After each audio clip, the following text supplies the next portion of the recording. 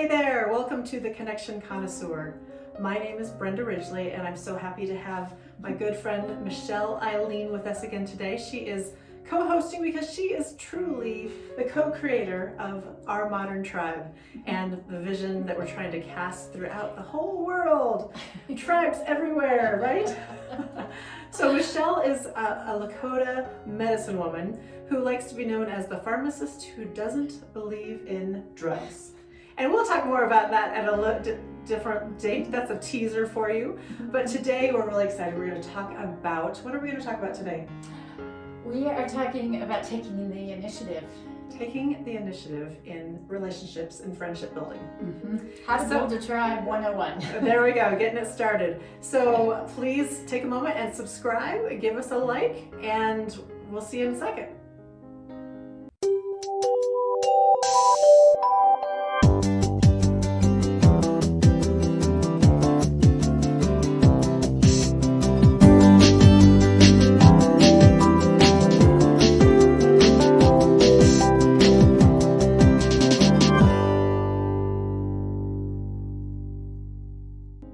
So welcome back.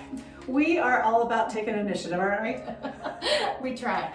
You know, when you think of the word friendship, it's in the dictionary as a noun, which doesn't make any sense at all because friendship is, if you ask me, it's a verb, it's action, it requires action. And that's what we're talking about today. We're talking about taking the initiative in a friendship. It really adds the ship, the moving parts to our friend, right? Right. So friendship is actually the act of being intentional and taking the initiative. But a lot of people say they aren't really comfortable or they don't feel really right about reaching out. So if you're one of those folks, hang on to the end for sure, because we're going to give you 3 tools and tips on how to make it more part of your life and more comfortable. All right. So anyway, back to so many people, my readers have said, I just don't feel comfortable. It's not in my comfort zone to reach out and be the initiator. What's been your experience with that? Oh gosh, yeah, I have friends or people who will say to me, I don't know how to do that. I'm not comfortable being the one who initiates the friendship. Or they'll say that they think there's some magic power that we have on lock that makes it any easier for us than for somebody else. They'll say, I can't do what you do, or I'm an introvert. I don't step out of my comfort zone, or it puts me in an uncomfort zone to try to do that. So many people have reached out to me and said, Brenda, I just don't feel comfortable reaching out. I am not an initiator. I will go along with the groove. Yeah, invite me, let me in on things, but I just don't I'm not a starter. What do you say about that? Has that happened to you? Oh yeah. Yeah, same happens to me. People say, I'm an introvert. I can't reach out easily, or I can't do what you do. It's not as easy for everyone. It's not as easy for everyone, and I don't buy that introvert business at all. I am an introvert.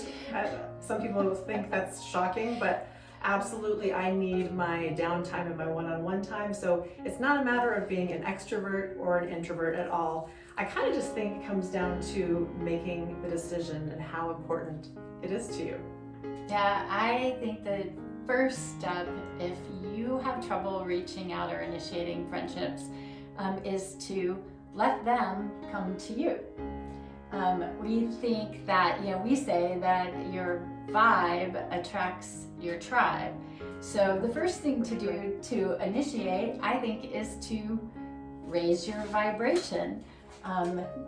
Just a bit in whatever setting that you're in, whether it's a school friendship with your kids, people that you know from church or a religious setting, or whatever the situation is, just raise your own vibe in those situations, in those groups, and magically, without you having to take any steps, then people are attracted into you and begin to approach you. So that's step one. That's a great step. And I just want to add on to that, if you kind of, when you're going to groups and stuff like that, and you're going there to be yourself and just to take part, really just to enjoy something. But if you go with the intention, you maybe sit in your car a couple minutes before you even go into the room and just say, who am I going to be? Amp yourself up a little bit. I'm the magnet. People are going to come to me. I don't have to be interesting. I just have to be interested. And just kind of give yourself that power self-talk and raise your energy on the way there.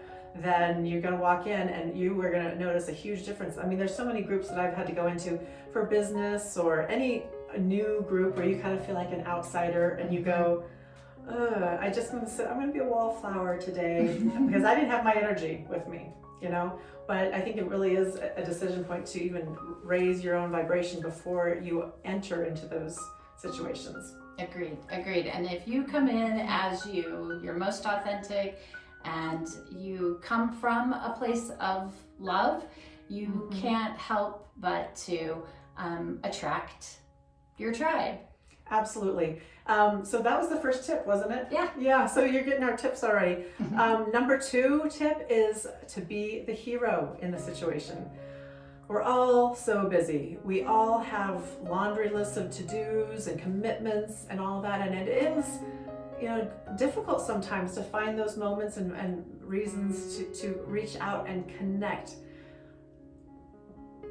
Since we're all in this together, be the hero that reaches out and takes the initiative. And I will tell you, it is like a muscle. It may feel awkward at first, but it will be appreciated. Your friends are going to appreciate you. Just if they show up, they appreciated it, right? And it's a muscle, and the more you do it, the easier it's going to get. But be the hero in the relationship and make the invitation.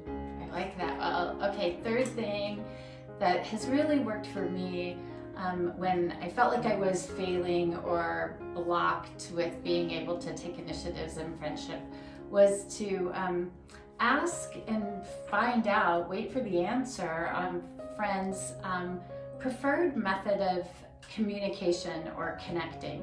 Ask how they like to be connected with. It could be that their preferred message is more, or preferred communication is more than just a message on Facebook every time that they put something out there.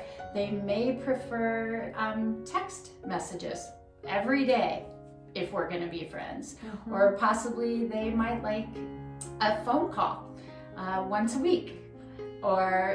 They may actually be the type that wants one-on-one, face-to-face, personal time with you, and never wants to Zoom, no matter whether they're across the country or across town. So take the time to find out what the preferred method for that person's communication is, and let them know yours.